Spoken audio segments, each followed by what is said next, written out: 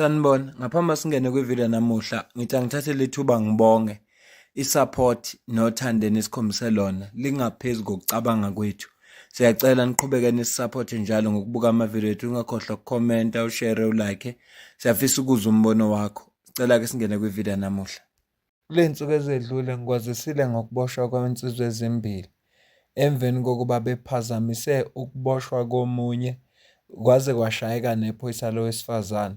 Ngicela ukukucaphinela ividiyo lesigameko engikhuluma ngaso.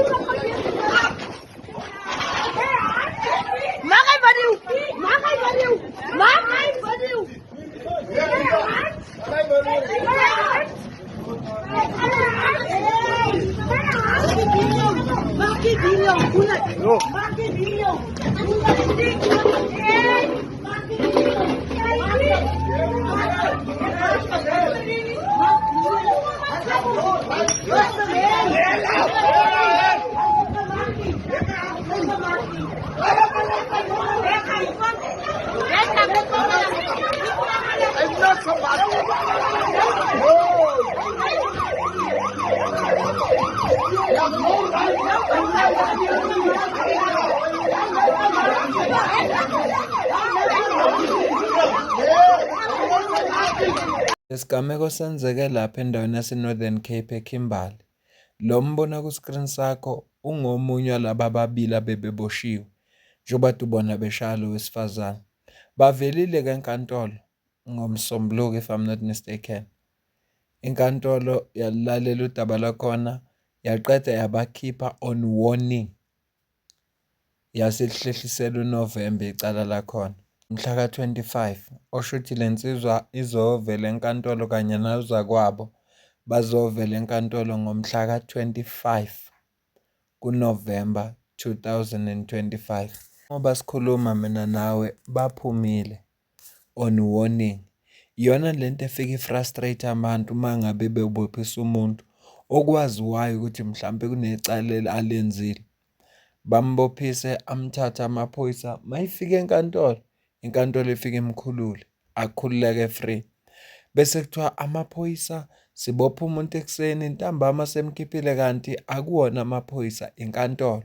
Kukabili kuyenzeka amaphoyisa athathe imali kumuntu bese yaphuma, kodwa lona ngoba ushaya iphoyisa bekungelula ukuthi amaphoyisa angathatha imali.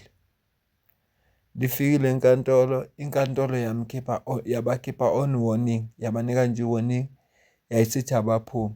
Abakhokhanga ngisho ibheyili. Abakhokhanga ngisho ibheyili. Baphumile bazobuyela enkantolo ngomhla ka-25.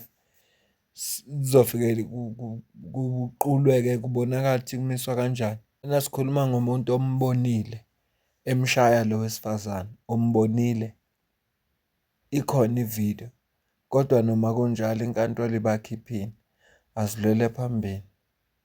Amaphoyisa ase-Delft SAPS kanye ne-member ye-anti-gang unit babophe umsolwa eBelhar obefuneka for icala lokubulala elenzeka early kule nyanga. Intathu etholakale kuye i-9mm pistol nenhlamvu kanye nesibhamu azikhandele sona yena. Konke-ke lokhu amaphoyisa akuthathile. Le nto lenzeke lapha endaweni yase-Western Cape. Sekuyo nje indaba yase-Western Cape.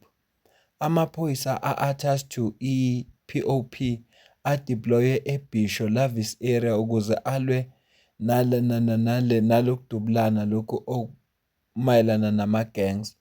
Abophe umsolwa for ukutholakala nesibhamu ngesikhathi benza i-stop and search operations ngoLwesithathu ekuseni. Kanti odabeni futhi olungahlobene nalolu lokuboshwa kwalo mlisa. I-anti-gang unit ibophe futhi abanye abasolwa ababili ngecala lokutholakala nesibhamu esingekho semthethweni kanye nenhlamvu e-Eureka Estate. Odabeni engicabanga ukuthi ilinga lokugcina sigxile nje lapha e-Western Cape. Imemba ye-POP ibophe owesilisa ona-48 umnyaka ongumsolwa ngoLwesithathu ekuseni ngomhla ka-8 ku-Okthoba in Lovers Lane, Paarl Estate for ukutholakala nesibhamu esingekho semthethweni kanye nenhlamvu. Kanti nakolunye udaba olungahlobene nalokuboshwa kwalo muntu, i-Anti-Economic Crime Task Team kanye ne-Provincial Counterfeit and Illicit Good Policing babophe abesilisa ababili eDelft for ukutholakala nesibhamu ezingekho emthethweni kanye nenhlamvu. Wonke lama case esiwabikayo ase-Western Cape anento eyodwa common. Abantu bakhona bonke batholakala nesibhamu ezingekho semthethweni kanye nenhlamvu. Angazi noma uyakuqaphela nalokhu ukuthi abantu balaphaya iningi labo liboshelwa ukutholakala nezibhamu ezingekho semthethweni kanye nenhlamvu. And okunye okwenza lokhu, lento yama-gang yandile ngendlela eyisimanga. So kuyabulawana. So ukuze uma nje ungenasibhamu uyafana nomuntu ohambaze ngoba le kufuneka ube nesibhamu uzokwazi ukuzivikela. Ukubona imizamo yamaphoyisa ekulweni nalesihlava esenzeka laphaya kuyajabulisa. Engathi amaphoyisa angenza konke okusemandleni awo ukuze asilwise lesihlava. Lokhu abasakwenza kusekuncane, kufuneka kufike isigaba la khona lento yama-gangs izothiwa ayisekho, kukhulunywe ngayo njengento ewumlando. Yabona uma kungafika kuleso sigaba kuyobe kusetshenziwe. Yebo, ngeke siwuthathele phansi umsebenzi wenziwa amaphoyisa manje. Ukhombisa ukuba mkhulu ngempela. Ukhombisa ukuba mkhulu. Ukuthi nje benze lama-stop and search abanokwenza, bathole lezi bhamu, baboshwe nalabantu laba batholakala nezibhamu. Kuwumsebenzi omkhulu. Ngoba ukuboshwa kwalabantu kukhona imiphefumulo esizosinda. Kukhona abantu asebezosinda abangeke besadubuleka. Ngoba phela njalo kukhona umuntu odubulekile. Njalo kukhona umuntu onenkinga ethize. So uma amaphoyisa eyilwa lempi kukhombisa ukuthi ekugcineni kosuku uzogcina wona. Azogcina enqobile. Azogcina enqobile. Mina ngifisa kufika isikhathi la kuyokhulunywa khona ngomlando. Kuthiwa kwanenkinga e-Western Cape. Kuhlupha le ndaba yama-gangs kodwa kukhulunywa ngento engasekho. Ileso sigaba engisifisa ukusibona senzeka.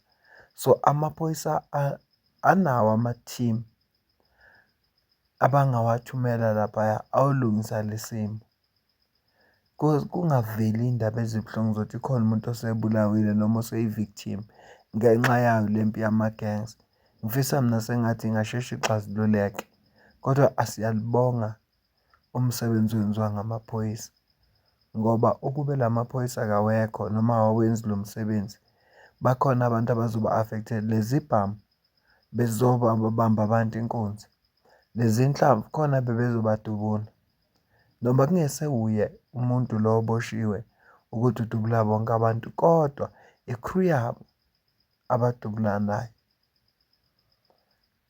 So ngiyacela ukuze ukuphawula kwakho la ku-comment section.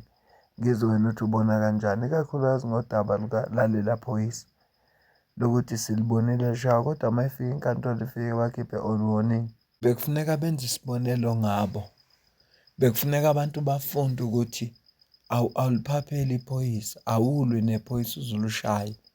Njengoba bethe it's a criminal offense, befuneka bakhombise bademonstrate ngabo ukuze bezokwazi ukuthi iphoyisa uma lesemsebenzini lenza umsebenzi walo funeka nje ulihloniphe ucooperate ngoba lisuke lenza umsebenzi walo. Asibambeke le video, ngicela ukuze ukuphawula kwakho. Mina nawe bese sidibana kwivideo elandelayo. Ngiyabonga.